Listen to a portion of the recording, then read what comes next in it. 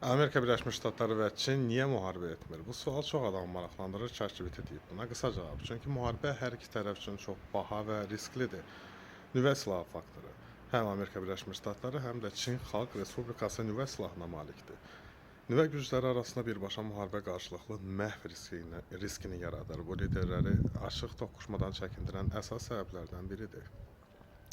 Bundan başqa iqtisadi asıllıq ABŞ və Çin dünyanın ən böyük iqtisadiyyatlarıdır və bir-biri ilə milyardlarla dollarlıq ticarət edirlər. Müharibə qlobal bazarlara, valutalara və təchizat zəncirlərinə ağır zərbə vurar. Bu, hər iki ölkənin iqtisadiyyatına ciddi ziyan deməkdir. Qlobal sabitlik və müttəfiqlər.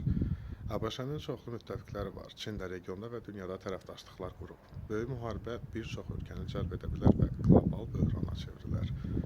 4. Rəqabət var, amma açıq müharibə yox. Onlar daha çox texnologiya, ticarət, təsir dairəsi və məsələn, Tayvan mövzusunda siyasi gərginlik səviyyəsində rəqabət aparırlar. Bu, soyuq rəqabət kimidir, soyuq müharibə də belə deyək. Amma birbaşa silahlı toqquşma deyil.